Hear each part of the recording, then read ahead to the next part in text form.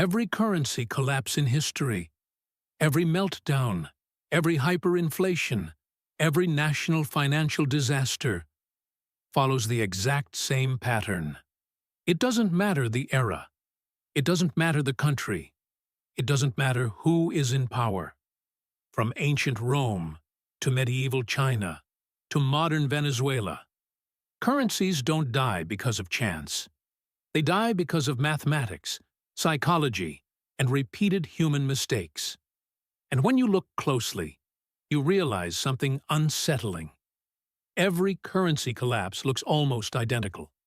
The timeline, the behaviors, the warnings, the denial, the panic, the end. It's like watching the same movie, with different actors, in a different century, but with the exact same ending. To understand how currencies collapse, you first need to understand one thing. Currencies don't fail suddenly. People fail slowly. Governments fail gradually. And society reacts too late. A currency collapse starts long before people notice, long before inflation appears, long before prices rise. The seeds are planted in the moments of greatest prosperity, because the beginning of every collapse starts at the peak. Empires rise, trade expands, people get wealthier, confidence grows, money is trusted. And during these golden times, nobody questions anything. Rome had this moment, Britain had it, Spain had it, the Ottomans had it, the United States had it. Every empire experiences a period where their currency becomes the most trusted in the world. In Rome, the silver denarius was accepted across continents. In Britain, the pound was as good as gold. In America, the dollar became the backbone of global trade. But prosperity creates a hidden weakness. Leaders begin to believe the good times will last forever. They start spending more than they earn. They promise more than they can deliver. They expand armies, government departments, benefits, subsidies. And instead of balancing the books, they say the same phrase used by collapsing nations for centuries. We'll pay for it later. But later always arrives. Once spending grows faster than income, the government falls into a trap. Debt becomes the engine. Borrowing becomes normal. Deficits become permanent. And the currency slowly shifts from a store of value to a political tool. This is the beginning of decay, but nobody sees it. People still trust the system. They still save in the currency. They still believe everything will be fine. Because decline is invisible at first. Look at France before the French Revolution. The country looked powerful, elegant, wealthy.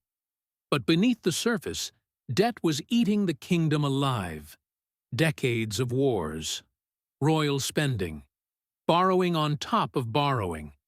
Eventually, the weight became too heavy, and the financial system collapsed long before the monarchy did. The same pattern repeated in the United States during the 1960s and 70s. Government spending exploded. Social programs expanded. Wars overseas drained the treasury. Other nations began demanding gold instead of dollars. Confidence broke, and the government responded like every government in history responds when the bills become unpayable. They printed money. And this is where every currency in history crosses the point of no return. Once printing begins, it never stops. And once trust starts weakening, it never fully recovers. Governments always try to spin it differently. They call it stimulus, or quantitative easing, or temporary liquidity, or support measures. But the result is the same. More currency enters the system, without more value being created. More money chases the same goods, and prices begin to rise. Not dramatically at first, slowly, quietly, like a whisper. Just enough that people complain. but not enough that they panic. This is how inflation always begins, not as a shock, but as a soft warning. Weimar Germany didn't begin with wheelbarrows of cash. Zimbabwe didn't start with trillion-dollar notes. China, in the 1940s, didn't begin with runaway prices. It always starts with a government printing just a little. But a little becomes a bit more. A bit more becomes a lot more. And soon, the government needs printing just to survive. And here's the trap. Once a government starts funding itself through the printing press, it cannot stop. Stopping would mean cutting spending, cutting programs, cutting salaries, cutting military budgets, cutting political promises. And no politician wants to be the one who cuts benefits. So printing continues, year after year, while the currency slowly dies. Eventually, the public senses something is wrong. They start to notice their money buys a little less each year. Their savings lose a little value. Prices increase faster than wages. Rent goes up, food goes up, fuel goes up. But most people don't act. They blame businesses, they blame shops, they blame corporations, they blame greed. Nobody ever blames the currency. Not yet. Then the inflation speeds up, and people wake up suddenly. And as the currency enters its fourth stage, the tone of society begins to shift. People stop planning for the future. They move from dreams to survival, from hope to calculation. Money stops being a tool and becomes an enemy. When prices move faster than people can earn, the population begins looking for shortcuts. Some turn to side hustles, some to black market trades, some to pawning their belongings. You start seeing shops refusing the national currency outright. They write signs saying, "We accept dollars, we accept gold. Local currency, only at morning prices." But those morning prices are already irrelevant by noon. This is the moment when inflation becomes a predator. It hunts silently. It destroys savings invisibly. It sneaks into every home and every pocket, taking more than any thief ever could. And no matter how innocent the population is, people feel guilty for failing to keep up. Families everywhere make the same decisions throughout history. Which bills can we delay? What can we sell? Who can send money from abroad? How long can we survive at this pace? And as people lose trust in the currency, they lose trust in the government that issues it. The crisis becomes political. This is always how it unfolds. A financial problem becomes a trust problem. A trust problem becomes a leadership problem. And then it becomes a social problem. In every historical collapse, this stage looks almost identical. In Weimar Germany, people were paid twice a day because the money lost value between the morning and the evening. In Yugoslavia, bread prices changed multiple times in a single hour. In Zimbabwe, workers demanded payment in fuel because fuel held value longer than cash. In Venezuela, people used money as wallpaper because it was cheaper than buying actual wallpaper. This is the stage where civilians become experts in economics overnight. Not because they want to, but because their survival depends on it. They learn exchange rates like they learn their children's birthdays. They memorize gold prices. They watch the dollar like they watch the weather. Every shift feels like a storm warning.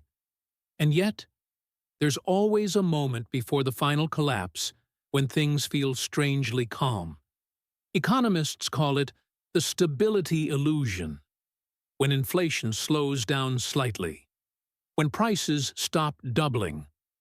When government officials go on television saying, "The worst is over, recovery has begun." But everyone who has lived through a collapse knows this moment.